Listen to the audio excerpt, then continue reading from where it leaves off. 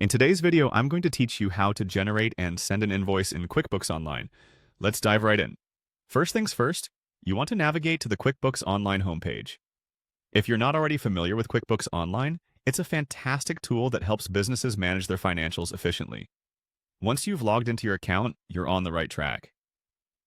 Now, let's locate the New button, typically found on the left side menu once you're on the homepage.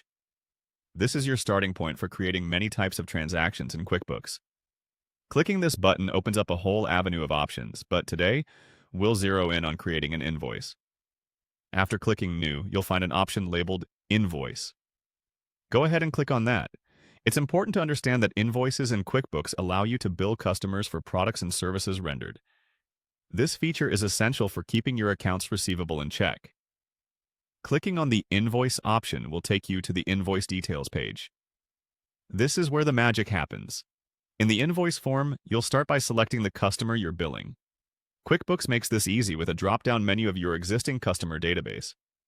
If it's a new customer, you can quickly add their details right here. Next, let's focus on adding the products or services that you're billing for. Look for the Product or Service field.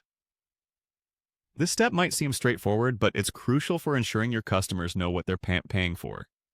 Make sure the described items are accurate and detailed, so there's no confusion. It's also a good idea to include personalized notes to your customers, enhancing your relationship with them. To do this, scroll down slightly to find the Note to Customer section. Here, you can add messages that can be as simple as thanking them for their business or providing additional details about the invoice. Personal touches like this can go a long way in customer satisfaction. Further down, there's another field labeled Memo on Statement. Although this might not be visible right away, it's a handy spot to store internal notes regarding the invoice that won't be shown to the customer. This is especially useful for keeping your team in the loop without cluttering the customer's view. Finally, after filling in all the necessary details, a crucial step is to click on Review and Send. This gives you one last chance to verify all the invoice details and ensure everything looks good before hitting send. It's an opportunity to catch any errors and confirm the invoice appears professional and accurate. And there you have it. By following these steps, you're all set to create and send an invoice via QuickBooks Online, keeping your business running smoothly and your cash flow on track. Thanks for watching.